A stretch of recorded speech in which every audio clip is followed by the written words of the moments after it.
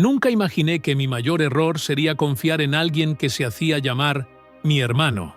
A veces, uno no necesita enemigos cuando los falsos amigos ya saben cómo destruirte sin dejar rastro. Me llamo Marcos Oliveira. Tengo 39 años y vivo en Newark, New Jersey. Llegué a este país en el año 2010, huyendo del silencio de las oportunidades que nunca llegaron en Belo Horizonte. Traía una maleta con 3 mudas de ropa, una carpeta de papeles innecesarios y un corazón lleno de fe. El avión aterrizó en Nueva York un miércoles por la noche. No hablaba inglés. Apenas sabía pedir agua y decir gracias. Lo único que traía conmigo eran las palabras de mi madre. No dejes que la ciudad te coma el alma. Tomé un autobús rumbo a Newark, donde un primo lejano me ofreció un sofá por unos días. Cuando entré en su apartamento, sentí el olor a humedad mezclado con el ruido constante del tráfico. Era una ciudad viva, sí, pero también indiferente. Ahí entendí que en Estados Unidos nadie te espera. O caminas, o te empujan. Los primeros días fueron una batalla interna. Me levantaba antes de que saliera el sol para buscar trabajo sin saber exactamente cómo se hacía eso en un país que no era el mío. Caminaba con un diccionario de bolsillo, anotando frases como "Do you need help?" o "Looking for job". Comía pan duro con café negro y dormía en el mismo sofá donde dejaba mi mochila. No había espacio para soñar, solo para sobrevivir. Mi primer trabajo fue limpiando los vidrios de un restaurante. Me pagaban por debajo del salario mínimo, pero yo acepté sin dudar. Quien llega sin papeles no negocia, solo agradece. En ese restaurante aprendí lo que significaba ser invisible. Saludaba a los clientes, pero nadie me respondía. Me veía reflejado en los vidrios que limpiaba, y muchas veces me preguntaba si esa era mi vida ahora, existir sin ser visto. Después vinieron otros trabajos: repartidor, ayudante de albañil, cocinero de madrugada en un camión de tacos. Aprendí a trabajar con hambre, con frío, con fiebre. Aprendí que en este país, si no tienes papeles, no tienes derecho ni a enfermarte. El miedo era una sombra que me seguía a todos lados. Miedo a que me detuvieran. Miedo a que me deportaran. Miedo a que todo lo que construía se derrumbara con una sola llamada. Pero incluso con todo eso, yo seguía creyendo. Creía en el sueño americano. Creía que algún día lograría arreglar mis papeles, que podría caminar sin miedo, alquilar un lugar a mi nombre, mandar por fin a buscar a mi hija. Me aferraba a esa esperanza como se aferra un náufrago a una tabla en medio del mar. Fue durante una misa en la iglesia brasileña de Newark que escuché por primera vez la palabra mágica, green card. Un joven hablaba sobre cómo había conseguido el suyo con la ayuda de un abogado que hacía milagros. Me acerqué tímidamente al final del servicio y pregunté. Me dijeron que no era fácil, pero que había formas, y que, si encontraba a la persona correcta, alguien que supiera moverse dentro del sistema, podía tener una oportunidad. Esa noche no dormí. Pasé horas buscando en internet sobre cómo legalizarme. Leí foros, vi videos, entré en grupos de Facebook, descubrí historias de personas que habían sido engañadas, estafadas, deportadas, pero también encontré relatos de quienes lo habían logrado. Y eso fue suficiente para encender en mí una nueva esperanza.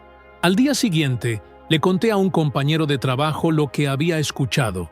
Me miró con desconfianza, pero después me dijo, «Habla con Rafael, él sabe de esas cosas. Ayudó a un primo mío el año pasado». No dudé. En este país, cuando alguien te ofrece una puerta, tú la cruzas sin mirar demasiado qué hay detrás. Rafael era un hombre de unos 45 años, brasileño también, alto, de voz suave y sonrisa fácil. Parecía conocer a todos. Hablaba con seguridad. Usaba expresiones como «hermano», «yo te cuido», «confía en mí». Me recibió en su pequeño departamento con una taza de café y una carpeta llena de papeles. «Tranquilo, hermano, vamos a resolver tu situación. Yo tengo conexiones. Lo único que necesito es que confíes en mí». Y yo confié, porque estaba cansado, porque necesitaba creer que alguien al menos una vez, iba a ayudarme sin intención de sacarme provecho. Porque cuando uno vive en la sombra, cualquier rayo de luz parece salvación. Le entregué mis documentos, mi historia, mis miedos. Le conté todo, desde el día que crucé la frontera hasta las noches sin dormir limpiando pisos. Él me escuchó en silencio, tomando notas, asintiendo con la cabeza como si entendiera cada herida que yo arrastraba. Me dijo que conocía a un abogado en Elizabeth que estaba armando casos sólidos para solicitudes humanitarias, que había una nueva política que permitía aplicar si demostrabas que llevabas años en el país, sin antecedentes, con familia a cargo. Yo no tenía esposa ni hijos aquí, pero tenía una hija en Brasil, y eso, según Rafael, podía contar a mi favor. Me prometió que hablaría con ese abogado. Me pidió una copia de todos mis papeles, cartas de referencia, recibos de trabajo, pruebas de que yo vivía allí. Me dijo que entre más información tuviera, mejor podría armar mi caso. Es como construir una casa, hermano. Cada ladrillo cuenta. Esa noche regresé a casa con una mezcla de nervios y esperanza. Imaginaba el momento en que recibiría esa tarjeta verde. Pensaba en abrazar a mi hija en el aeropuerto, en invitar a mi madre a conocer mi pequeño apartamento. Pensaba en todas las veces que soñé con caminar por la calle, sin temer que una patrulla me detuviera solo por mi acento o mi piel morena. Durante las siguientes semanas, Rafael y yo hablamos casi todos los días. Me pedía más documentos, más pruebas, más detalles. Me decía que el abogado estaba optimista, que todo iba bien, que pronto tendríamos noticias. Me hablaba como un hermano mayor, y yo, después de tantos años en soledad, quería creer que tal vez había encontrado a alguien en quien confiar. Nunca supe en qué momento exacto empezó la traición, porque al principio todo parecía real, auténtico, como si esta vez, por fin, la vida me estuviera sonriendo. Pero la sonrisa terminó tan pronto como Rafael desapareció, y con él, mi confianza, mi nombre y mi libertad. Si esta historia te tocó el corazón o te hizo pensar en alguien, cuéntanos en los comentarios. Nos encantaría leerte. Y si aún no lo has hecho, suscríbete al canal para seguir acompañándonos en estos relatos que merecen ser contados. Durante semanas, Rafael se convirtió en una presencia constante en mi vida.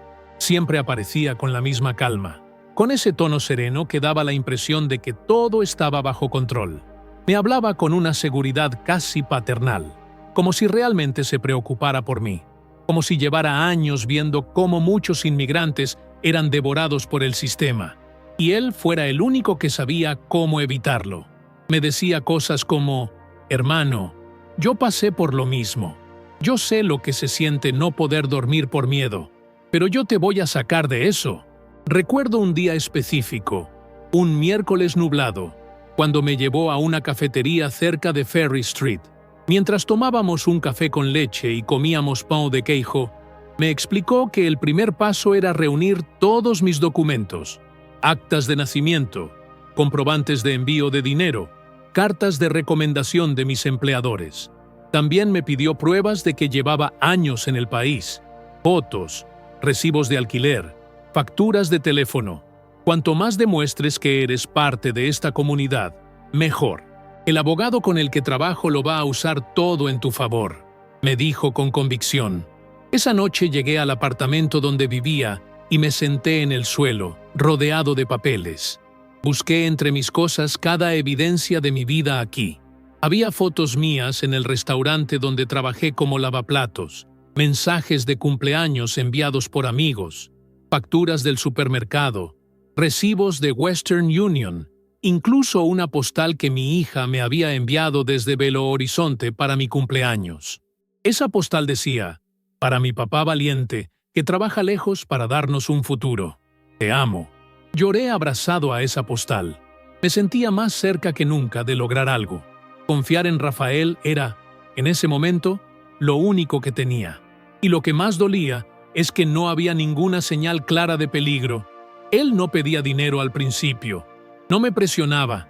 Me hablaba de procesos, de tiempos, de paciencia, Incluso me contó historias de otras personas que él supuestamente había ayudado. Un hombre dominicano que ahora trabajaba legalmente en Florida. Una mujer peruana que ya tenía su residencia y había traído a sus hijos. Todo parecía real, tangible. Hasta me mostró fotos, sonrisas frente a banderas, certificados enmarcados, abrazos familiares, historias que hoy sospecho que eran inventadas, pero en ese momento se sentían como pruebas vivas de que todo era posible. Lo más seductor de Rafael no era lo que prometía, sino cómo lo prometía. No era grandilocuente ni teatral. Era tranquilo, casi humilde, y eso lo hacía aún más peligroso. Porque uno baja la guardia con alguien así. Uno piensa, si fuera un estafador, no se tomaría tanto tiempo, no sería tan discreto, no parecería realmente interesado en ayudarte. Por eso, cuando me pidió acceso a mis datos personales, cuando me dijo que necesitaba firmar algunos formularios para dar entrada al proceso, no dudé. Firmé. Le di mi número de teléfono, mi dirección, la de mi lugar de trabajo, incluso el número de la cuenta bancaria que usaba para enviar dinero a mi familia. Me dijo que era parte del procedimiento, que el abogado necesitaba todo eso para demostrar estabilidad económica y buena conducta. No sabía que con cada documento que le entregaba, con cada confidencia que le hacía, yo mismo iba construyendo el muro que me separaría de mi libertad. Una noche, después de enviarle por correo electrónico una copia escaneada de mi pasaporte brasileño, me sentí extraño. No sabría decir por qué. Fue una sensación leve, como un cosquilleo en el estómago. Algo me decía que estaba exponiéndome demasiado, pero ya estaba metido. Ya había confiado tanto. ¿Qué sentido tenía desconfiar ahora? Rafael siguió apareciendo durante varias semanas, siempre con actualizaciones vagas, que el abogado estaba revisando mis documentos, que la oficina de inmigración había cambiado unas reglas, pero nada grave, que había que esperar, que los procesos eran lentos pero seguros. Me pedía paciencia y yo se la daba. ¿Qué otra opción tenía? Una tarde, me pidió que lo acompañara al supuesto despacho del abogado en Elizabeth. Recuerdo bien ese día porque fue la última vez que lo vi. Fuimos en su coche, un Honda Civic viejo con el vidrio trasero trizado. En el camino hablaba de cosas banales, del frío, del precio del alquiler, de cómo extrañaba el pão de queijo de Belo Horizonte. Nada que hiciera sospechar lo que estaba por venir. El lugar al que me llevó era un edificio de ladrillo oscuro, con una puerta sin letrero. Al entrar, una mujer nos recibió con una sonrisa neutral y nos pidió esperar en una sala pequeña. No había diplomas en la pared, ni fotos, ni nada que dijera que ahí trabajaba un abogado. Solo carpetas amontonadas y un ventilador viejo girando perezosamente en el techo. Después de unos minutos, un hombre entró. No se presentó. Me pidió algunos datos, revisó mis documentos brevemente y dijo: «Todo en orden, vamos a proceder». No entendí muy bien qué significaba proceder. Rafael, que estaba a mi lado, me tranquilizó con una mirada. «Está todo bajo control, Irmão». Salimos del edificio y me dijo que en los próximos días recibiría una llamada, que no me preocupara por nada, que él me avisaría de cada paso. 3 días después, le escribí para preguntarle si había novedades. No respondió, pensé que estaba ocupado.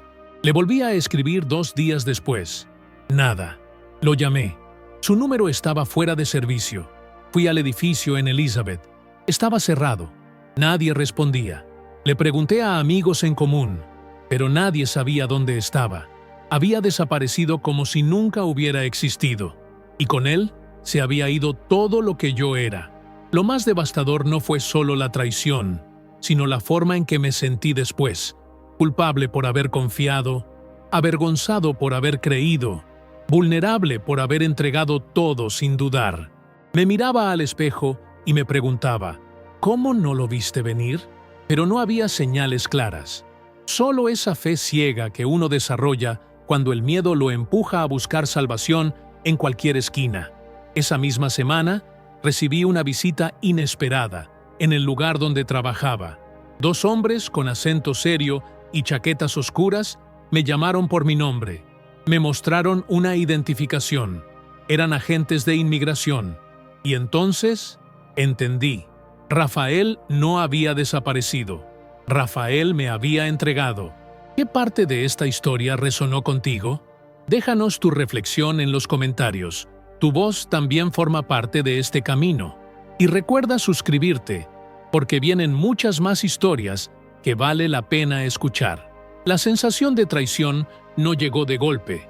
Fue como una neblina que empezó a envolverme lentamente, primero con la incertidumbre de no recibir respuestas, luego con el silencio que se hizo absoluto. En mi corazón aún quería creer que Rafael tenía una razón legítima para desaparecer. Quizás algo le había pasado. Quizás me estaba protegiendo. Pero toda esa ilusión se desmoronó la mañana en que vi a dos hombres con chaquetas oscuras y rostros fríos esperándome fuera del restaurante donde trabajaba de madrugada. No eran clientes. No buscaban comida. Sabían exactamente quién era yo. Me llamaron por mi nombre completo, pronunciado con una exactitud que me heló la sangre. Mostraron sus credenciales con rapidez, como si ya no fuera necesario explicarme nada. Uno de ellos, de tez pálida y ojos grises, me dijo en español: «Necesitamos que venga con nosotros. Tenemos preguntas sobre su estatus migratorio». Sentí que el mundo se me iba. No era un interrogatorio, era una emboscada. El trayecto hasta la oficina de inmigración fue en completo silencio. No estaba esposado, pero el aire dentro del vehículo era tan pesado como si llevara grilletes en el alma. No sabía qué decir. No sabía si tenía derecho a decir algo. El miedo me cerraba la garganta. Solo escuchaba mi propia respiración, entrecortada, luchando por no perder el control. No era un criminal. No había hecho nada malo, pero sentía que mi vida entera estaba a punto de ser cancelada como una cita que ya no importa. Al llegar, me llevaron a una sala blanca, iluminada por luces fluorescentes que zumbaban como insectos atrapados. No había ventanas, solo una mesa, dos sillas y una cámara en la esquina superior de la pared. El agente que me acompañó se sentó frente a mí, abrió una carpeta con mi nombre impreso en letras negras y comenzó a hablar. «Sabemos que usted ha estado en este país desde 2010. Tenemos su historial, su dirección, su lugar de trabajo. Incluso tenemos su número de cuenta bancaria». Lo dijo sin levantar la voz, como si solo leyera una lista de supermercado. Pero cada palabra era una daga que me clavaba más en la silla. «Usted fue mencionado en un acuerdo de colaboración. Su información fue ofrecida como parte de una negociación por alguien que buscaba regularizar su situación migratoria a cambio de datos sobre otros indocumentados. No entendí al principio. Mi mente no podía procesar esa posibilidad. ¿Cómo alguien podía usar mi vida como ficha de cambio? ¿Quién haría algo así? Fue cuando escuché su nombre, Rafael Santos. Sentí que el estómago se me vaciaba. El mismo hombre que me ofreció ayuda, que me sirvió café, que me llamó hermano, que me miró a los ojos con compasión. Él había entregado cada dato, cada historia, cada detalle que yo mismo le ofrecí, creyendo que estaba construyendo una salida.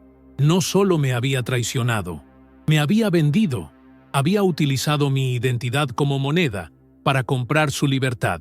Él ahora colabora con nosotros. Ha sido útil en varios casos.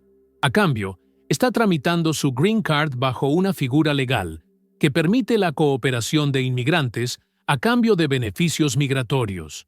Las palabras de la gente eran técnicas, secas, pero detrás de cada término legal yo solo veía una cosa: mi dignidad hecha pedazos. No había gritos, no hubo violencia física, pero pocas veces en mi vida me había sentido tan destruido. Me mostraron copias de formularios que yo nunca firmé, documentos falsificados con mi nombre, escritos supuestamente por mí, describiendo situaciones que jamás ocurrieron. Rafael no solo entregó mis datos, fabricó una historia en mi nombre, inventó testimonios, manipuló fechas, me convirtió en parte de una narrativa que jamás consentí. Lo más perturbador fue escuchar a la gente decir: «Lo conocía bien, Por eso los detalles eran tan precisos. Sabía cómo se expresaba, sabía dónde trabajaba, sabía lo que le dolía. Esa frase me dejó sin aire, porque era verdad. Rafael sabía todo sobre mí, y cada cosa que supo, la usó como arma. Me preguntaron si quería presentar una declaración formal, si deseaba colaborar también. Me ofrecieron un trato. Yo no respondí. No podía hablar. Solo lloré. No de miedo, no de rabia. Lloré de decepción, de sentirme reducido a nada, de entender que todo lo que había protegido con tanto esfuerzo ahora estaba expuesto, usado, sucio. Me llevaron a otra sala donde me tomaron huellas, fotos y me pidieron firmar papeles que apenas podía leer. Uno de los documentos era una notificación de inicio de proceso de deportación. Otro indicaba que debía presentarme ante un juez de inmigración en las próximas semanas. No sabía cómo había llegado hasta ahí. Me sentía en un sueño pesado del que no podía despertar. Esa noche dormí en una celda improvisada dentro del centro. El colchón era una plancha delgada de espuma sobre una estructura metálica. Las luces permanecían encendidas toda la noche. No había reloj, pero sentí que esas horas duraron una eternidad. Escuché sollozos en otras celdas. Olor a desinfectante mezclado con desesperanza. Todo era estéril. Todo era ajeno. Todo era frío. En un momento, uno de los guardias se acercó y me dejó un pequeño paquete con mis cosas. Una camiseta, mi teléfono apagado, una Biblia de bolsillo que llevaba desde Brasil. La abrí y leí un versículo al azar. No recuerdo cuál fue. Solo sé que lo leí en voz baja, con los ojos cerrados, pidiéndole a Dios que me dejara despertar de esa pesadilla. Pero no era una pesadilla, era real. Yo, que había trabajado más de 10 años limpiando platos, levantando paredes, enviando dinero a mi hija, ayudando a otros a llegar, ahora era un número en una carpeta, y ese número había sido entregado por la única persona en la que decidí confiar. Compartir experiencias nos hace más fuertes. Si algo de lo que escuchaste aquí te conmovió o te hizo pensar, escríbelo abajo en los comentarios. Y no olvides suscribirte, que este espacio también es tuyo. Me liberaron al amanecer, con una cita obligatoria para presentarme en corte de inmigración en 30 días. No me pusieron grilletes, pero cada paso que daba fuera de ese centro se sentía como si arrastrara cadenas invisibles. Caminé hasta la estación de tren, con los hombros encogidos, mirando a todos lados, temiendo que alguien me estuviera siguiendo, esperando que me detuvieran otra vez y dijeran que todo había sido un error, que aún pertenecía a esa jaula blanca sin ventanas. Pero nadie vino. Estaba libre, aunque dentro de mí ya no quedaba nada intacto. Volví al sótano donde vivía. Empujé la puerta y sentí el aire estancado mezclado con olor a humedad y resignación. Mis compañeros de cuarto estaban despiertos, sentados alrededor de la mesa comiendo arroz con frijoles. Cuando me vieron, hubo un silencio breve. Me abrazaron, me ofrecieron café. Nadie preguntó nada. Todos sabían. En este país, cuando alguien desaparece por unos días y vuelve con esa mirada vacía, no hace falta explicar. Solo se acompaña en silencio. Pasé los días siguientes sin salir. Me movía poco, comía poco, hablaba menos. Llamé a mi madre y le dije que todo estaba bien, que había tenido una semana complicada en el trabajo. No le conté nada, tampoco a mi hija. ¿Cómo iba a explicarles que el país por el que tanto luché para quedarme ahora quería sacarme como si nunca hubiera existido? ¿Cómo iba a contarles que el hombre que yo creí mi hermano me había entregado como parte de un trato? Cada sonido de sirena me sobresaltaba. Cada golpe en la puerta me helaba la espalda. Empecé a tener pesadillas. Me veía atrapado en un aeropuerto, rodeado de policías, intentando gritar pero sin voz. Me despertaba sudando, con las manos temblando. Perdí peso. Dejé de ir al trabajo. Rafael no solo me robó mi identidad, me robó la voluntad. Un día, uno de mis compañeros me sentó frente a él y me dijo: «Marcos, si tú no peleas por ti, nadie más lo hará». Su nombre era João. Había estado en Estados Unidos desde los años 90. Tenía papeles, una esposa, 2 hijos. Había pasado por cosas parecidas. Me habló de un centro comunitario brasileño en Ironbound, donde ayudaban a inmigrantes con asesoría legal gratuita. Al principio, dudé. Ya no confiaba en nadie. Pero Juan me acompañó personalmente. Caminamos hasta el lugar, una casa modesta con una bandera de Brasil en la entrada y un cartel que decía: «Aquí, você não está sozinho». Entrar ahí fue como respirar por primera vez después de estar sumergido bajo el agua. Me recibió una mujer llamada Luciana, brasileña, de voz firme y mirada cálida. Me pidió que contara mi historia desde el principio, y por primera vez lo hice. Desde el día que llegué a Nueva York con una maleta prestada hasta la traición que me había dejado al borde de la deportación. Ella no interrumpió, solo escuchó. Cuando terminé, me dijo algo que cambió todo. «Você não é culpado. Você foi víctima». Me puso en contacto con una abogada pro bono llamada Teresa, dominicana, especializada en casos de inmigración humanitaria. Me explicó que existía una posibilidad, una figura legal llamada Visa U, para víctimas de ciertos crímenes, incluidas las estafas y fraudes que resultaban en procesos migratorios. Pero requería pruebas, denuncias, documentos y, sobre todo, tiempo. Empezamos a trabajar juntas. Día tras día, armamos un expediente con cada detalle: testimonios, correos, registros de mensajes con Rafael. Incluso logramos obtener una copia de los formularios falsificados que él había presentado, usando mi nombre. Luciana me ayudó a redactar mi declaración jurada. Volví a revivir todo: las promesas, la esperanza, la caída. Cada palabra escrita era una herida que se abría, pero también era un paso hacia la verdad. En paralelo, Teresa presentó una queja formal ante el UCIS y pidió una suspensión temporal de la orden de deportación mientras se revisaba mi caso. No era una garantía, podía ser negada, pero era lo único que tenía. Mientras tanto, volví a trabajar, en lo que podía. Volver a limpiar cocinas, cortar cebollas hasta llorar, fregar pisos hasta sangrar. Era duro, pero al menos me mantenía ocupado. Me daba una rutina, me daba estructura. Las noches seguían siendo difíciles. A veces me sentaba en el parque frente a la iglesia y miraba al cielo. Me preguntaba si Dios realmente veía lo que pasaba abajo. Me preguntaba si algún día podría caminar por esas calles con la frente en alto, sin temer que mi acento me condenara.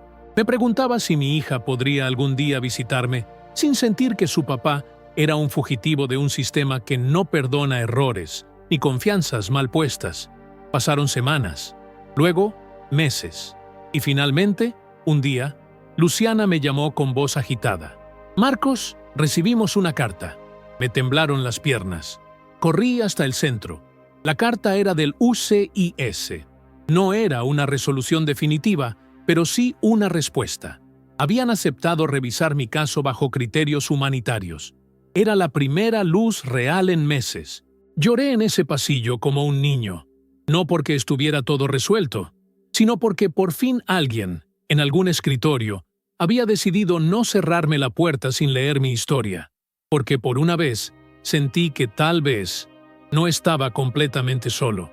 En los días siguientes a esa carta, algo dentro de mí empezó a despertar. No era una celebración ni un alivio completo. Era más bien una especie de respiración profunda después de meses con el pecho comprimido. No había victoria todavía, pero ya no me sentía condenado.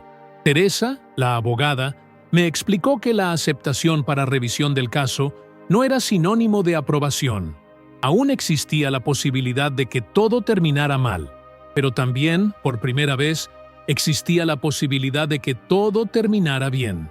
Y eso, para alguien que ha vivido tantos años en las sombras, es un lujo inmenso. Volví a trabajar más horas. No por dinero solamente, sino porque necesitaba mantener la mente ocupada.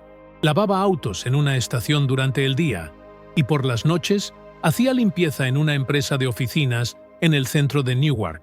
Llegaba a casa agotado, con los pies hinchados y las manos resecas por los químicos. Pero ya no dormía con miedo, dormía con cansancio, y eso era una bendición.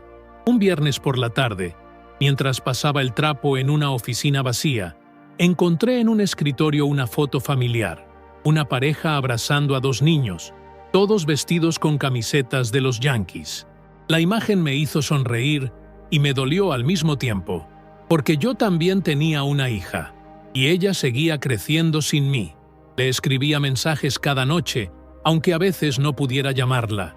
Me mandaba audios contándome cómo iba en la escuela, cómo cuidaba a su abuela, cómo soñaba con conocer la nieve. Guardaba cada uno como si fueran oro. Una vez, le pedí que me mandara un dibujo. Quería pegarlo en la pared de mi cama. A los pocos días, llegó por correo un sobre arrugado con un dibujo hecho en lápices de colores. Era ella y yo, de la mano, bajo un árbol de Navidad. Había escrito su nombre y el mío con letras grandes. Papá y Laura. Colgué ese dibujo sobre mi colchón, y cada vez que lo miraba, renovaba mi promesa silenciosa. No me rendiré. La presión emocional de todo ese proceso era brutal. Cada cita con Teresa era una mezcla de esperanza y ansiedad. Un paso en falso podía desmoronar todo. Una carta mal redactada, un plazo perdido, una prueba débil. El sistema no perdona errores, y menos aún cuando ya vienes de un lugar donde te consideran culpable solo por existir. Durante ese tiempo, conocí a otras personas en la misma situación. Hombres y mujeres de México, El Salvador, Haití, Colombia, cada uno con su propio infierno personal. Una mujer guatemalteca me contó cómo su hijo había sido detenido frente a su escuela.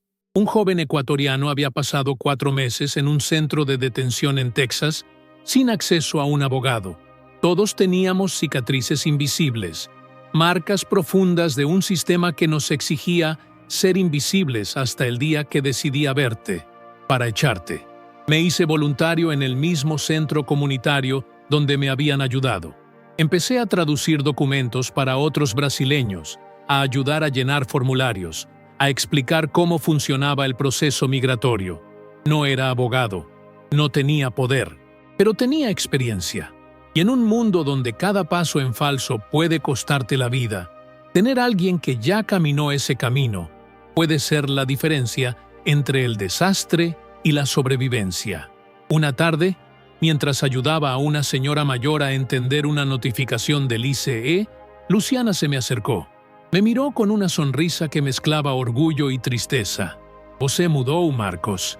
Agora você é forte de un jeito diferente». Y tenía razón. El dolor no me había quebrado, me había moldeado. Ya no era el mismo hombre que llegó con una maleta pequeña y miedo en los ojos. Ahora cargaba heridas, sí, pero también sabiduría. En ese periodo, también supe que Rafael había conseguido su residencia. Lo supe por un conocido que lo vio en una fiesta en Queens, riéndose, tomando cerveza, contando cómo había resuelto todo con inteligencia. No sentí odio, sentí vacío, porque él no había solo salvado su pellejo, había pisoteado el mío para lograrlo. Y la impunidad de su risa era el reflejo más cruel del sistema. A veces, el que traiciona prospera. Pero no permití que su sombra me paralizara. Si algo había aprendido, era que quedarse en la rabia era como beber veneno esperando que otro muriera. Mi venganza, si se le podía llamar así, sería sobrevivir, no desaparecer, no rendirme, no convertirme en lo que él fue. En los días previos a mi audiencia final, el cuerpo me traicionaba.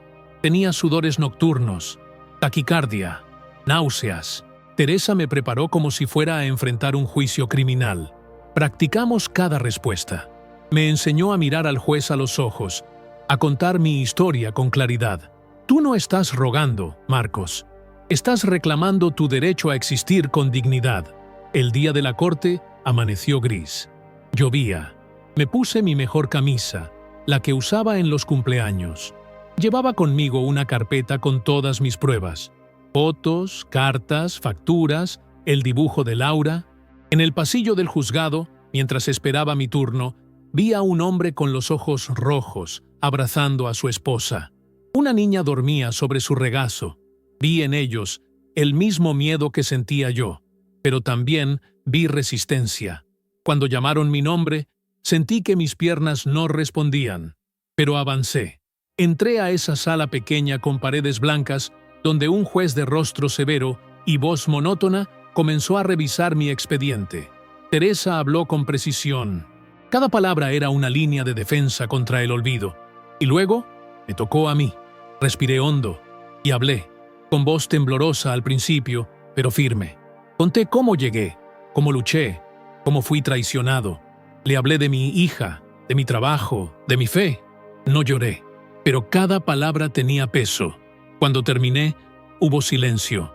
El juez bajó la vista, pasó las hojas y dijo que necesitaba tiempo para deliberar. Salí de la sala con el corazón agitado. No sabía qué pasaría, pero sabía que me había defendido con verdad, que por fin había sido escuchado, que ya no era solo un número, era una voz, una historia, un hombre que no se dejó destruir.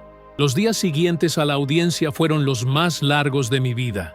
Cada mañana despertaba con la esperanza de encontrar una carta en el buzón, una llamada perdida, cualquier señal que indicara que el juez había tomado su decisión. Pero no había nada, solo el silencio, que se volvía más denso a medida que pasaban las horas. Aprendí que el tiempo, en esos momentos, se estira como una cuerda floja sobre el abismo de la incertidumbre. Volví a trabajar con normalidad, no porque me sintiera tranquilo, sino porque no había otra opción. Necesitaba pagar el alquiler, enviar dinero a Brasil, mantener la mente ocupada, pero todo lo hacía en modo automático. Limpiaba oficinas, sacaba la basura, fregaba los pisos, pero en mi cabeza solo escuchaba una frase repetida como eco. ¿Y si me niegan? A veces me encontraba frente al espejo del baño, secando mis manos, y no me reconocía. La cara más delgada, los ojos hundidos, las ojeras marcadas. Parecía alguien más, alguien cansado de resistir, porque resistir también cansa. Y no era solo el cuerpo, era el alma. El alma también se agota cuando carga tanto dolor durante tanto tiempo. Un sábado por la tarde recibí una carta del juzgado. Era un sobre blanco, sin marcas especiales. Lo abrí temblando. Leí el primer párrafo sin entender. Me salté las palabras técnicas, las frases legales, hasta llegar a una línea que me hizo caer de rodillas. Con base en la evidencia presentada, este tribunal otorga una suspensión del proceso de remoción y acepta su solicitud para continuar bajo evaluación de visa humanitaria. No significaba la residencia. No era aún el Green Card, pero era una pausa, un alto al fuego, un espacio de respiro, una promesa de que aún podía luchar. Llamé a Teresa. Me confirmó que, con esa decisión, tenía derecho a permanecer legalmente en el país mientras se procesaba mi solicitud. También podía solicitar un permiso de trabajo temporal. Esa misma semana iniciamos los trámites. Por primera vez desde que llegué a Estados Unidos, iba a tener un documento oficial con mi nombre, con una foto que no parecía una ficha policial. Cuando recibí el permiso, lo sostuve como quien sostiene a un hijo recién nacido. No era un plástico cualquiera, era dignidad impresa. Con ese permiso, pude buscar trabajos mejores. Encontré empleo en una empresa de mantenimiento, con seguro médico incluido. Era la primera vez que tenía acceso a atención médica sin miedo. Fui al doctor. Me revisaron el corazón, la presión, los pulmones. Me recetaron vitaminas. Me dijeron que mi cuerpo estaba agotado, pero recuperable, como mi vida. También me atreví a abrir una cuenta bancaria, a sacar una tarjeta de débito, a comprar ropa nueva, cosas pequeñas, pero que antes se sentían imposibles. Caminaba por la calle con otra postura. Ya no evitaba a la policía. Ya no bajaba la cabeza al cruzar la frontera entre un barrio y otro. Sentía, por primera vez, que el país en el que había vivido tantos años empezaba, aunque lentamente, a reconocerme. Y con ese nuevo paso vino también la posibilidad de reencontrarme con mi hija. Había pasado más de una década desde la última vez que la abracé. Laura ya era una adolescente.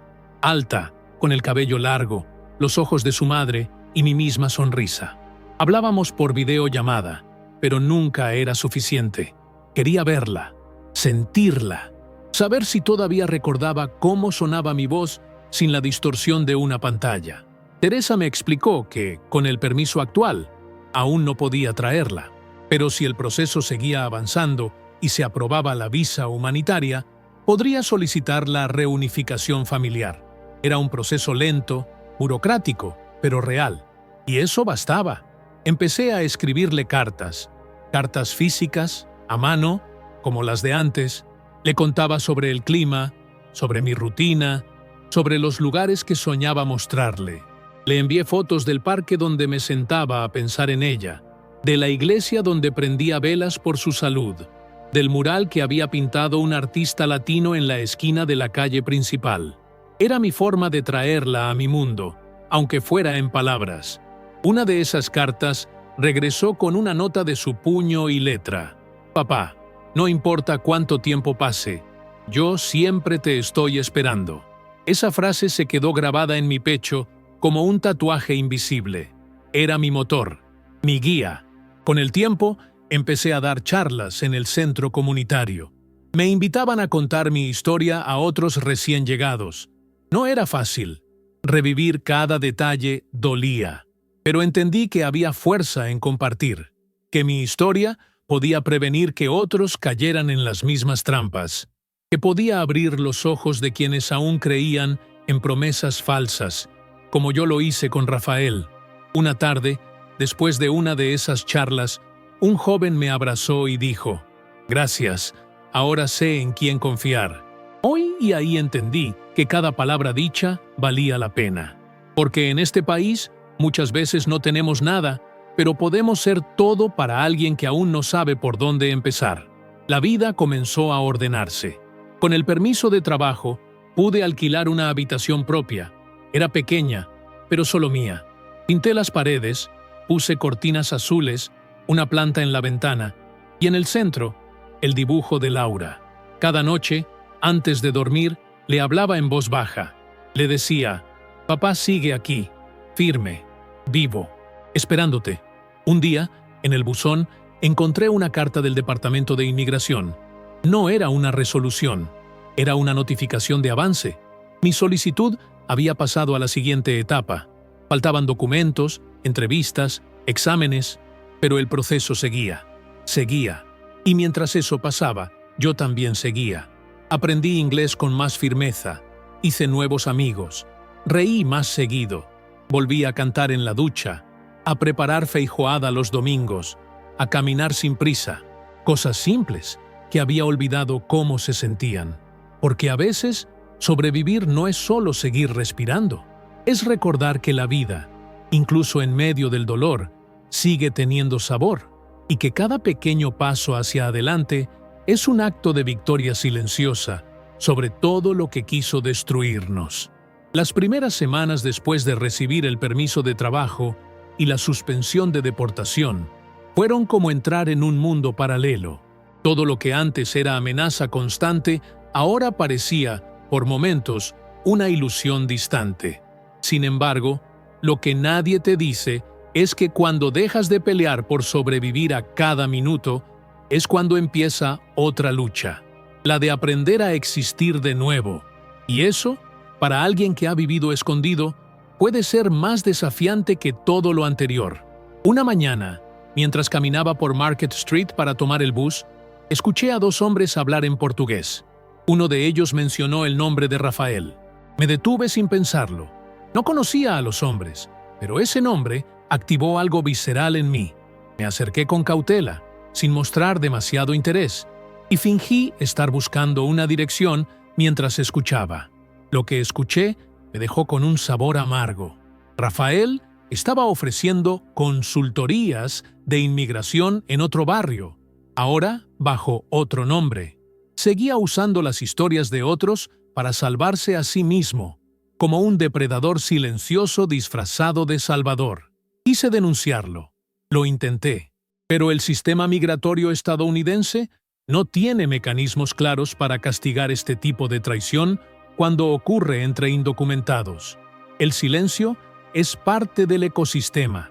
Muchas víctimas no hablan por miedo, otras por vergüenza. Algunas ni siquiera saben que pueden hacerlo. En mi caso, Teresa me ayudó a enviar una denuncia al Departamento de Justicia, pero me advirtió que era poco probable que se abriera una investigación si no había una lista larga de víctimas o evidencia directa más allá de la mía. Era frustrante saber que quien me destruyó seguía libre, impune, activo, y eso me llevó a otra herida que no había terminado de cicatrizar: el silencio de mi comunidad. Durante años, conviví con personas que me abrazaron en las misas, que compartieron comida conmigo, que me llamaron Irmão. Pero cuando desaparecí por culpa de Rafael, la mayoría hizo como si no hubieran visto nada. Nadie me llamó, nadie preguntó, y cuando volví, fue como si regresara de un viaje cualquiera, sin que nadie se atreviera a mencionar el elefante en la sala. Es el pacto tácito de los invisibles. No preguntar para no exponerse, no hablar para no atraer. Un día, en una panadería brasileña donde solía comprar pão de queijo, vi a una mujer que conocía bien. Se llamaba Sida. Había compartido conmigo varias novenas en la iglesia. Incluso me había ofrecido comida en días de necesidad. Me acerqué para saludarla. Ella bajó la mirada, fingió no verme y salió apurada del local. Me quedé allí, con el café enfriándose entre las manos y una certeza dolorosa en el pecho. En esta vida, a veces el exilio no es solo geográfico, también es emocional. Decidí escribir sobre eso. Empecé a registrar mis vivencias en un cuaderno viejo que había traído de Brasil. Cada noche escribía fragmentos: la soledad en el centro de detención, el miedo a ser olvidado, el sabor agrio de la traición y también los gestos de bondad que habían sostenido mi fe. No era literatura, era desahogo. Y con el tiempo, esas palabras se convirtieron en testimonio. Luciana leyó algunos pasajes y me animó a publicarlos en el boletín del centro comunitario. Lo hice con vergüenza, con miedo, pero lo hice. Al mes siguiente, una mujer se me acercó durante una reunión. Llevaba un pañuelo en la cabeza y ojos marcados por la tristeza. Me dijo que había leído mi texto y que gracias a él había decidido denunciar al hombre que la estafó prometiéndole un matrimonio falso por papeles. Usted me dio valor, señor Marcos. Y esas palabras fueron una llama, porque a veces lo que no conseguimos con la justicia formal, lo conseguimos con la verdad compartida. En ese momento entendí que la comunidad no siempre está ausente. A veces está herida, a veces está dormida, pero puede despertar. Y para eso, alguien tiene que hablar primero. Empecé a organizar pequeños encuentros en el salón de la iglesia, charlas informales donde la gente podía contar lo que vivía, sin miedo. Invitábamos a abogados, a trabajadores sociales, a terapeutas. Al principio venían pocos, luego más. Y un día, la sala estaba llena. No todos podían legalizarse. No todos encontrarían solución. Pero al menos ya no estaban solos. Porque lo más cruel de ser invisible no es que el sistema no te vea, es que tu propia gente mire hacia otro lado. Un sábado por la mañana, mientras limpiábamos el espacio después de uno de esos encuentros, un joven haitiano me abrazó con fuerza y me dijo en un español imperfecto: «Gracias por no tener vergüenza de contar». Y lloró, y lloré con él. Esas lágrimas eran diferentes, no eran de derrota, eran de alivio, porque en el fondo todos buscamos lo mismo: ser escuchados, ser reconocidos, ser amados más allá de nuestros papeles. Y así, con cada historia compartida, con cada verdad pronunciada, sentía que reconstruía algo dentro de mí. No una vida perfecta, no una historia sin cicatrices, pero sí una comunidad donde el silencio ya no era ley. Una comunidad donde, aunque la herida siga abierta, por fin empieza a sanar. El ruido del escáner llenó la sala, mientras la abogada Teresa pasaba una pila de documentos por la máquina. Cada hoja era una prueba, una historia, un fragmento de mi vida convertido en evidencia. No era solo papel, era sudor, miedo, esperanza, resistencia. Me miró por encima de sus lentes y dijo con voz serena: «Con esto, Marcos, estamos listos para enfrentar al sistema». Yo asentí, aunque por dentro no me sentía listo para nada. Porque cuando has vivido al margen tanto tiempo, hasta la posibilidad de justicia se siente extraña, ajena, como si no te perteneciera del todo. Habían pasado meses desde que el juez aceptó suspender mi orden de deportación. Desde entonces, mi vida había encontrado cierta estabilidad, pero también una vigilancia interna permanente. Me movía con precaución, como si cada paso pudiera activar una alarma invisible. Sabía que todavía caminaba por la cuerda floja y que cualquier movimiento en falso podría devolverme al abismo. Una mañana, recibimos una notificación del USCIS. Mi caso sería revisado por un oficial de inmigración, asignado especialmente para procesar las solicitudes humanitarias en curso. Teresa me explicó que eso era una buena señal. Significaba que mi expediente había superado la revisión preliminar y avanzaba a una etapa de análisis más detallado. También significaba que tenía que prepararme para una entrevista formal. Me temblaron las manos cuando lo escuché. La palabra entrevista me helaba la sangre. No era una charla de café. Era un interrogatorio donde cada palabra podía ser usada en mi contra, donde un olvido, una contradicción o un gesto nervioso bastaba para levantar sospechas. En ese sistema, demostrar que dices la verdad no siempre basta. Tienes que demostrar que no hay manera posible de que estés mintiendo. Pasamos semanas preparándonos. Teresa me entrenaba con preguntas que podrían parecer absurdas. ¿Qué día exacto llegaste a Estados Unidos? ¿A qué hora comenzaste a trabajar en tu primer empleo? ¿Cómo se llama el dueño del restaurante donde limpiaste por primera vez? ¿Cuántas veces te cambiaste de dirección en los últimos 5 años? Preguntas que, si uno se equivoca, podrían parecer inconsistencias. Y en estos procesos, las inconsistencias se castigan más que las mentiras. Cada tarde, al salir del trabajo, me reunía con ella en su oficina. Revisábamos cronologías, fechas, nombres. Me pedía que narrara mi historia una y otra vez, no para memorizarla, sino para poder contarla con claridad, con firmeza, sin perderme en detalles. En una de esas sesiones, le pregunté por qué tanta precisión. Me miró y dijo: «Porque en este país, a los inmigrantes nos exigen pruebas de humanidad. No basta con ser buenos, hay que documentarlo». Llegó el día de la entrevista. Me levanté antes del amanecer. Me vestí con una camisa blanca recién planchada y un pantalón que había comprado solo para ese momento. En el espejo, vi a un hombre distinto del que había cruzado la frontera tantos años atrás. No solo por las arrugas nuevas, ni las canas discretas. Era la mirada. Tenía la mirada de quien ya había visto el fondo y había vuelto. El edificio del USCIS en Newark parecía más frío que nunca. Teresa me acompañó hasta la puerta de la sala. Me entregaron un número y pasaron largos minutos hasta que lo llamaron. Cuando entré, el oficial ni siquiera levantó la cabeza al principio. Solo señaló la silla frente a él. Era un hombre de mediana edad, rostro inexpresivo, una pila de carpetas sobre el escritorio. Empezó la entrevista con voz monótona. ¿Nombre completo? ¿Fecha de nacimiento? ¿País de origen? Respondí con firmeza, con respeto. Sabía que ese no era el momento para emociones. Luego vinieron las preguntas más complejas. Me pidió que describiera cómo conocí a Rafael, cómo fue el proceso en el que le entregué mis documentos, qué pruebas tenía de que él había actuado con dolo.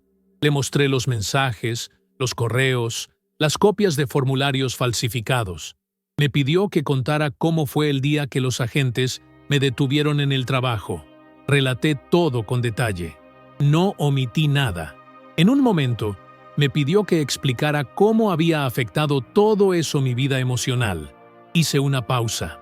No sabía si debía hablar de mis noches de insomnio, de las veces que lloré frente al dibujo de mi hija, de las horas escondido en un sótano sin poder respirar, pero lo hice.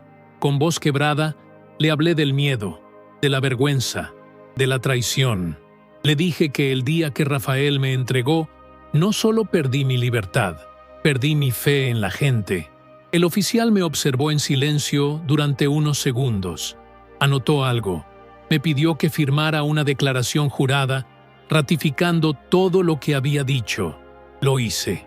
Me dijo que recibiría una notificación con la decisión en un plazo indeterminado, y me indicó la salida. Salí con las piernas temblando. Teresa me esperaba fuera, con los brazos cruzados. No necesitábamos hablar mucho.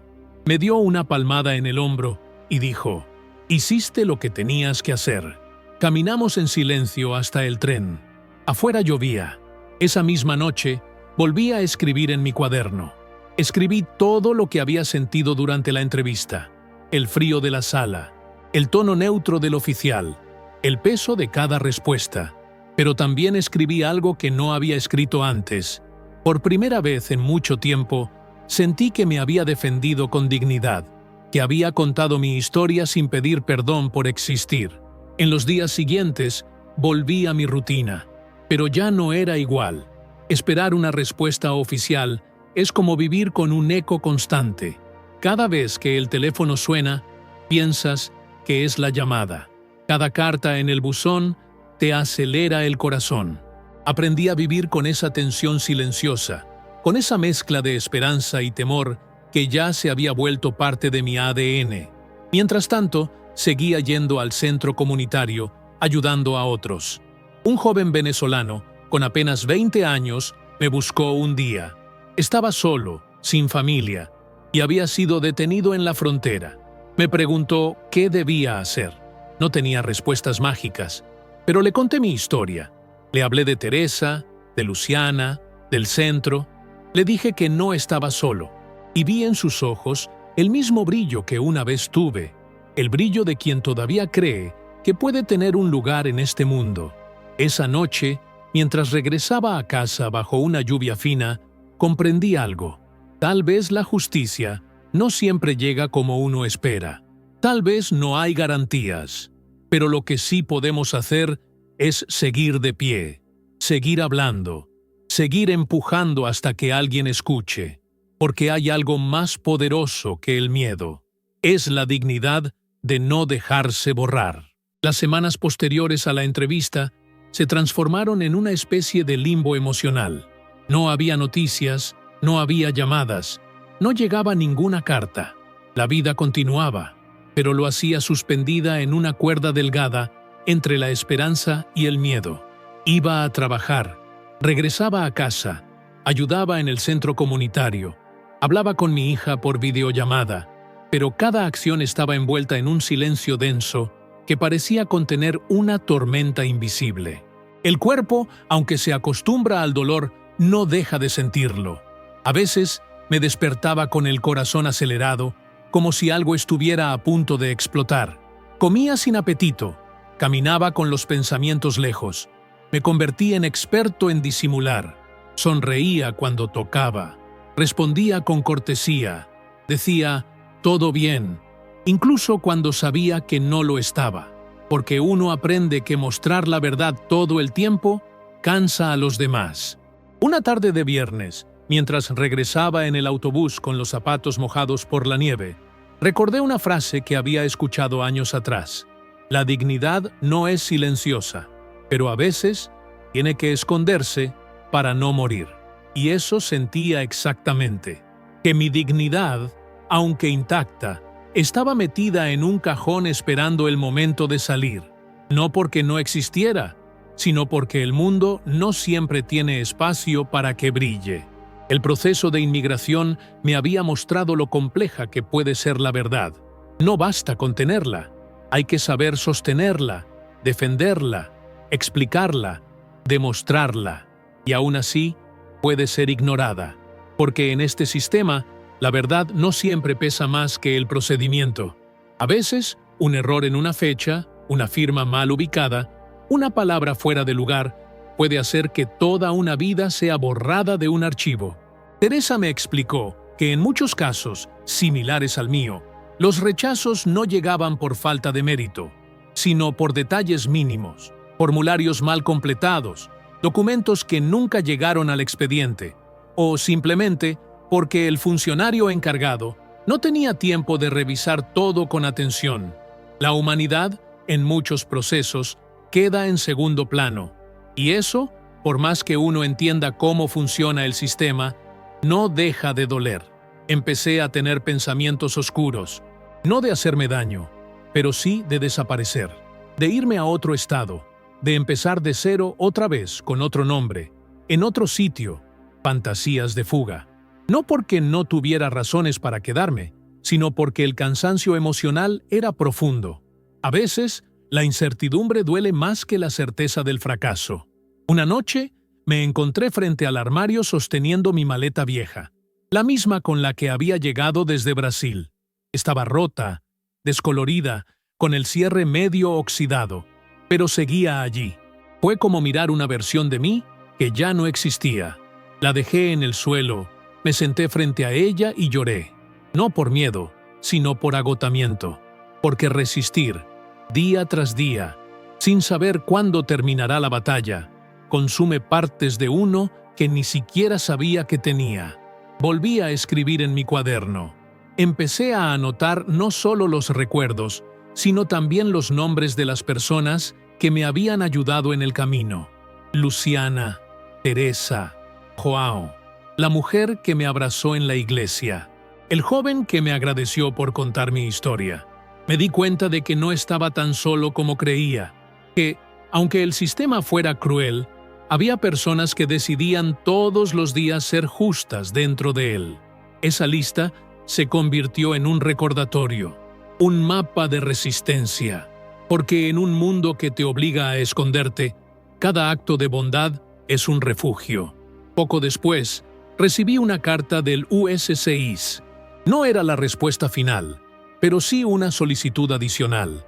Querían más pruebas de mi permanencia continua en el país. Fechas exactas, recibos, contratos, testimonios. Teresa se reunió conmigo esa misma tarde. Juntos armamos otro paquete. Contactamos antiguos empleadores, vecinos, amigos. Cada documento recolectado era una pequeña victoria contra el olvido. Una de las pruebas más difíciles fue conseguir una carta de un supervisor de limpieza que había fallecido el año anterior.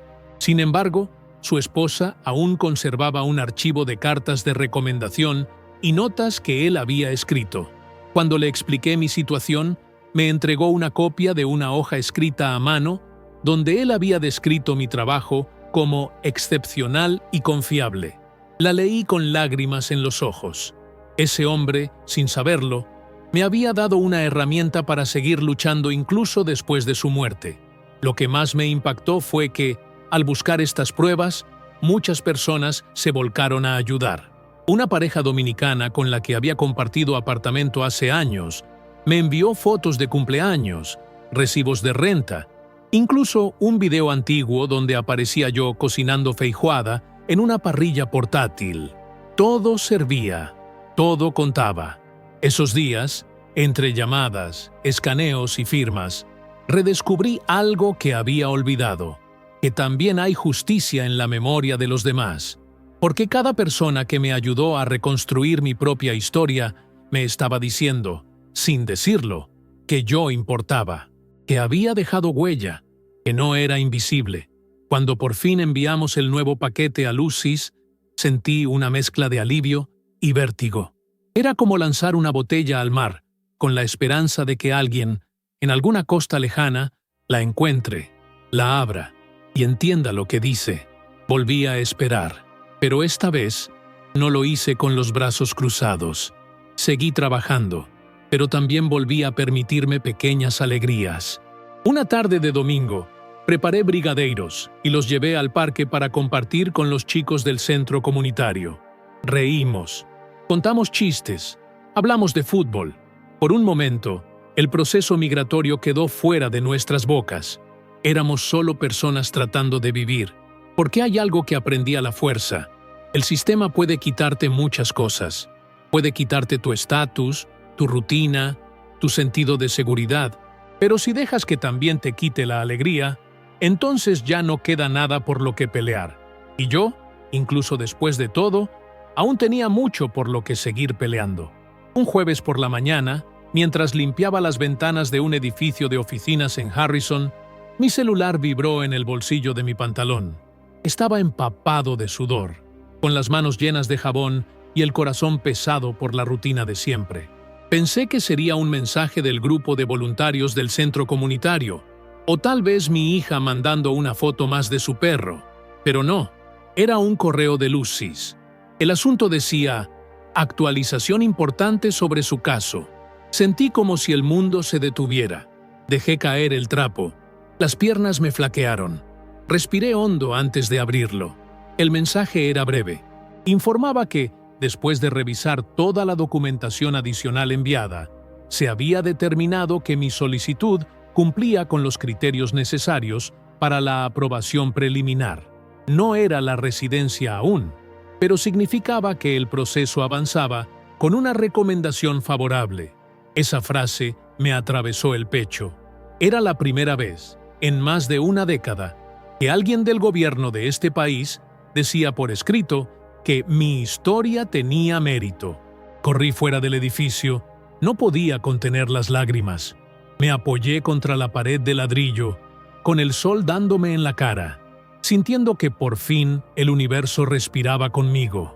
Llamé a Teresa y su voz tenía una mezcla de alegría contenida y cautela profesional. Vamos bien, Marcos, pero aún falta. No te relajes. Este camino se termina paso a paso. Lo sabía, pero en ese momento necesitaba esa pequeña victoria. La necesitaba como se necesita agua después de cruzar el desierto. Volví al trabajo con una sonrisa invisible. Era como si hubiera recuperado una parte de mí que había estado escondida bajo el peso del miedo. Me permití mirar hacia el futuro sin temblar. Me imaginé viviendo en un lugar con contrato a mi nombre, caminando por la calle, sin mirar por encima del hombro, recibiendo una carta con mi nombre sin esperar que fuera una amenaza.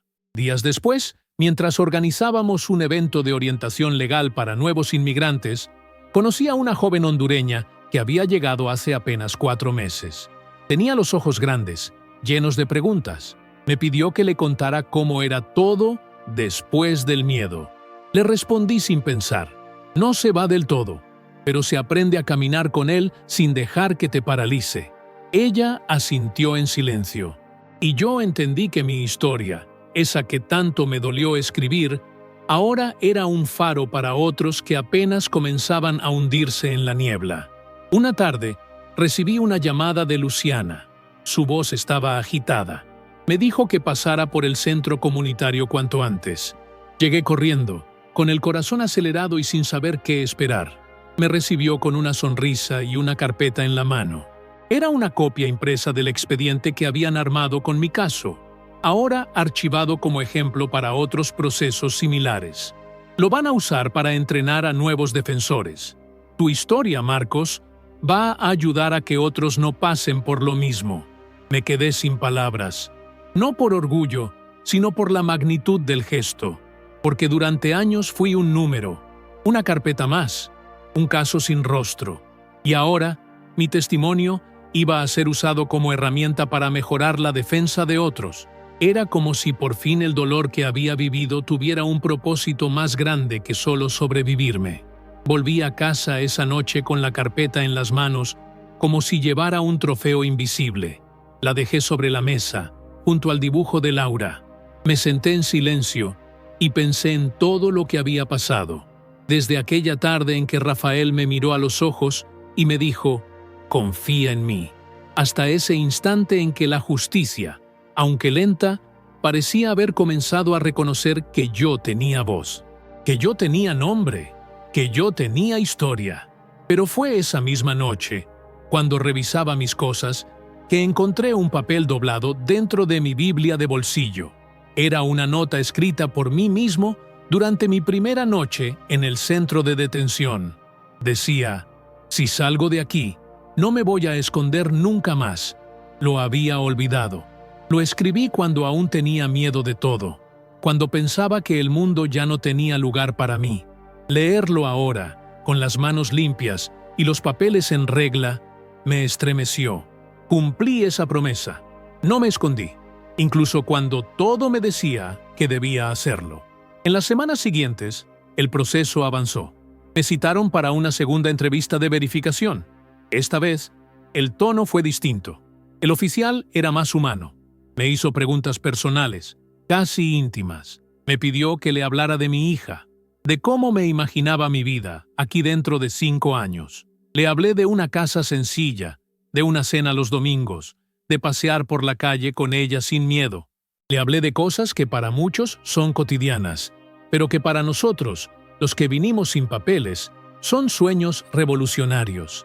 Al terminar, me estrechó la mano. No dijo mucho, pero su mirada era diferente. No había lástima, ni juicio. Había reconocimiento.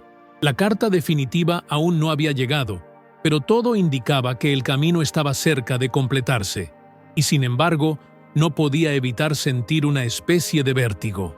Porque cuando has vivido tanto tiempo en la guerra, la paz también da miedo. ¿Qué se hace con la libertad cuando por años solo supiste esquivar balas? ¿Cómo se vive sin esperar que todo explote? La respuesta la encontré en las pequeñas cosas, en los mensajes de Laura, que ahora terminaban con «falta poco, papá», en las caminatas sin destino por las calles del barrio, donde los olores de pan recién horneado y la música que salía de los apartamentos me recordaban que el mundo seguía girando sin importar el dolor. En los abrazos largos con Luciana, después de cada buena noticia, en los silencios compartidos con Teresa, que ya eran más familia que abogada, y sobre todo, en el reflejo que vi una noche en el vidrio de una cafetería cerrada. Me vi a mí mismo, con los hombros más rectos, los ojos menos cansados y una calma nueva en el rostro. No era el mismo hombre que cruzó la frontera, era otro, uno que había aprendido a resistir, pero también a reconstruirse, porque incluso después de la traición más profunda, del miedo más brutal, del abandono más cruel, aún queda algo dentro de nosotros que no se rinde. Y cuando eso se enciende, ni la oscuridad más larga puede apagarlo. Era extraño lo que pasaba por mi cuerpo en esos días. Una mezcla de alivio profundo con una ansiedad que no sabía dónde colocar. Ya no vivía con el miedo constante de una deportación inmediata, pero tampoco podía celebrar por completo. Vivía entre espacios. Legal pero no ciudadano. Visible pero todavía con un historial que dolía. Estaba libre, sí, pero aún no me sentía del todo a salvo. Es difícil explicarlo a quienes no han pasado por eso. No se trata solo de papeles. Se trata de sentir que el país que habitas también te pertenece un poco, aunque sea solo en silencio. Los que nunca tuvieron que esconderse no entienden lo que significa caminar por la calle sin mirar hacia atrás. Lo que es abrir una cuenta bancaria sin mentir, firmar un contrato sin temor a una redada, ver una patrulla y no sentir que te están buscando. Todo eso, que para otros es rutina, para mí eran señales de que estaba aprendiendo a ser parte del mundo otra vez. No como alguien colgado en la esquina del sistema, sino desde adentro, con nombre, historia y un archivo que ya no decía ilegal. Un día, mientras barría el salón del centro comunitario después de una reunión, me encontré con la sonrisa de Sida. Aquella mujer que había evitado mirarme meses atrás, ahora estaba allí, con una bandeja de pasteles que ella misma había horneado. Me pidió perdón sin decirlo, con un gesto tímido y los ojos húmedos. Me ofreció uno de sus pasteles y me dijo: «A gente não sabia o que dizer, Marcos. Você sumiu tão de repente». Le respondí sin rencor, porque había entendido que muchas veces el silencio de los demás no es por maldad, sino por miedo. Todos estamos sobreviviendo como podemos. Algunos días después, recibí una videollamada desde Brasil. Era Laura. Estaba en su habitación, con un póster de Taylor Swift detrás y un cuaderno de tareas en el regazo. Me dijo que había ganado un concurso de poesía en su escuela. Me leyó uno de sus textos. Era sobre el mar, pero entendí que hablaba de mí, del vaivén de su espera, de las cartas sin respuesta, del olor que imaginaba que tenía mi camisa. Lloré en silencio, y ella también. Le prometí algo que hasta ese momento no me había atrevido a decir en voz alta, que pronto estaría aquí. No tenía aún fecha, no tenía los medios, pero tenía el compromiso, porque si todo lo que había vivido había servido de algo, era para traerla conmigo, para construirle un lugar donde ya no tuviera que imaginarme, sino simplemente verme cada día. El proceso de reunificación familiar es largo y lleno de burocracia. Teresa me advirtió que debía tener paciencia, pero ya no me importaba cuánto tiempo tomara. Solo necesitaba saber que era posible. Comenzamos los trámites. Pedí cada documento con la misma devoción con la que otros oran. Acta de nacimiento, traducciones juradas, certificados de escolaridad, pruebas de vínculo. Todo era necesario, y cada documento que sumaba era una forma de acercarme más a ella. Mientras tanto, en Newark, mi vida se llenaba de pequeños gestos que parecían triviales, pero eran inmensos para mí. Pude rentar un estudio pequeño a mi nombre. Pinté las paredes de un verde claro, colgué una hamaca junto a la ventana y compré una mesa con espacio para dos, porque sabía que algún día ella estaría sentada ahí. Cada espacio tenía su significado.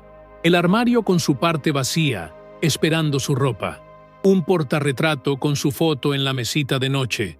Unos libros en portugués infantil que encontré en una feria comunitaria. Detalles. Pedacitos de hogar antes de que el hogar fuera completo. Volví a escribir en mi cuaderno, pero ya no sobre el miedo ni la pérdida. Empecé a escribir sobre lo que vendría, sobre los paseos que haríamos, las recetas que cocinaríamos juntos, los cuentos que le leería. Incluso anoté los nombres de las escuelas cercanas y los horarios del parque municipal.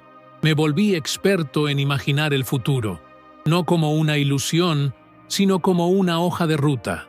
Una tarde, mientras organizaba los papeles en mi carpeta, encontré algo que había olvidado por completo.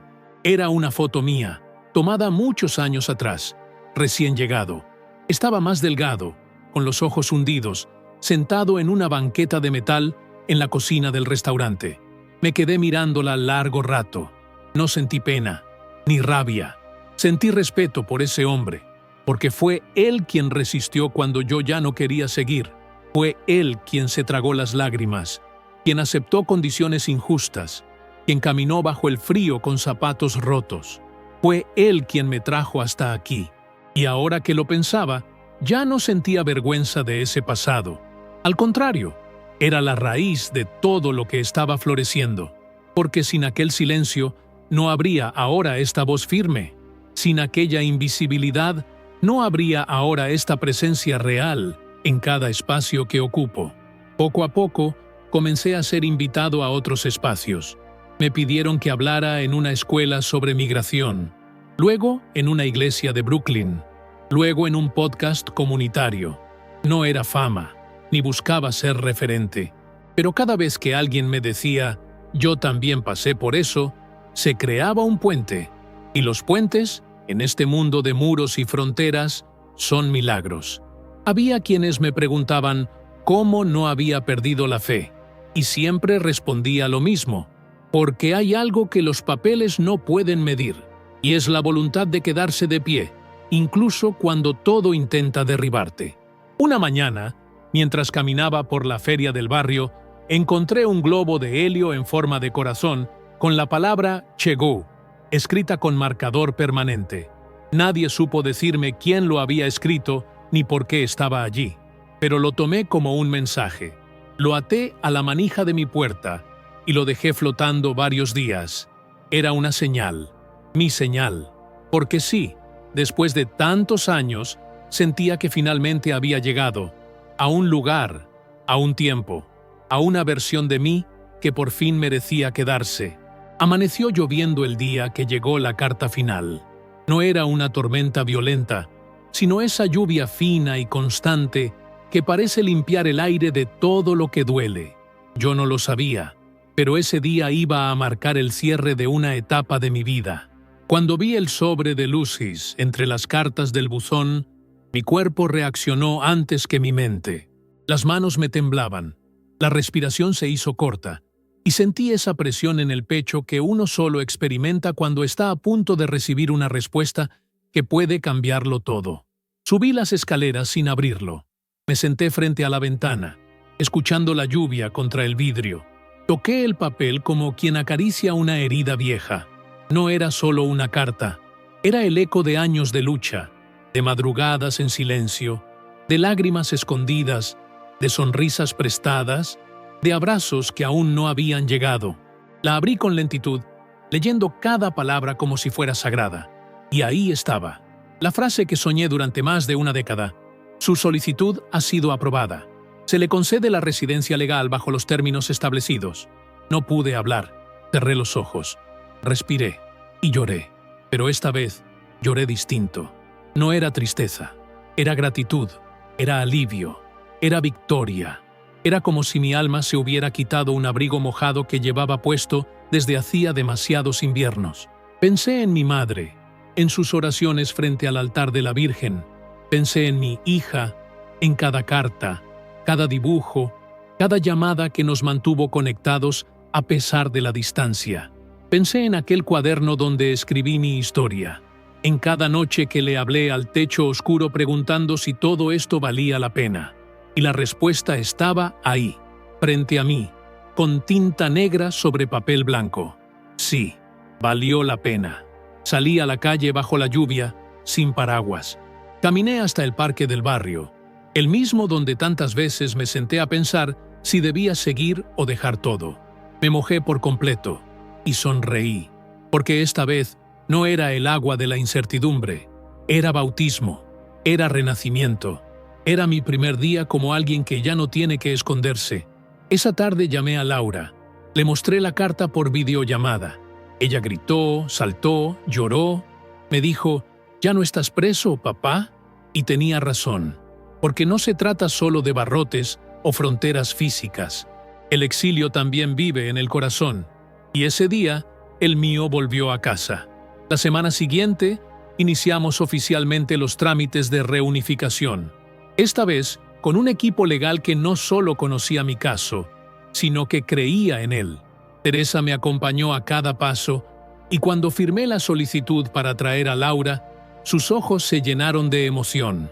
«Ahora sí, Marcos», me dijo, «ahora sí estás del otro lado». Desde entonces, cada día es una reconstrucción. Compré una cama nueva. Pinté la pared de su habitación de color lavanda, como ella pidió.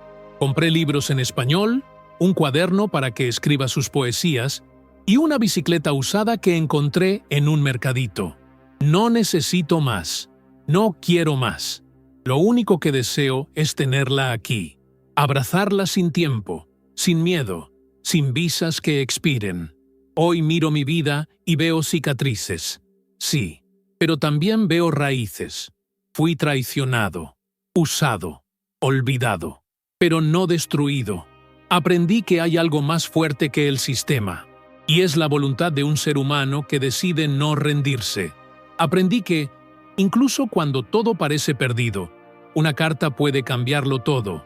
Un gesto, una mano, una historia. Por eso estoy aquí, contándote la mía. Porque si tú estás en medio de tu batalla, si sientes que ya no puedes más, quiero que sepas que sí es posible, que a veces todo lo que necesitas es resistir un día más, y otro, hasta que por fin, un día, la vida te dé la bienvenida que tanto mereces. Y si mi voz puede ayudarte a encontrar la tuya, entonces todo lo vivido tuvo sentido, gracias a quienes caminaron conmigo en esta historia, a Luciana, a Teresa, a Juan, a los que me tendieron una mano cuando más lo necesitaba, y sobre todo, a ti, que estás viendo esto ahora, compartiendo este momento conmigo. Te invito a no quedarte en silencio, a contar tu historia, a buscar ayuda, a construir comunidad, porque en la unión está la fuerza, y en la palabra, la libertad. Si esta historia te tocó, si te recordó a alguien que está pasando por lo mismo, comparte este video. Suscríbete para seguir acompañando esta serie de relatos reales que no siempre se cuentan, pero que necesitan ser escuchados. Y no te vayas, porque justo ahora En la pantalla tienes el siguiente capítulo que puede cambiar tu forma de ver lo que significa sobrevivir, resistir y finalmente, vivir. Nos vemos allá.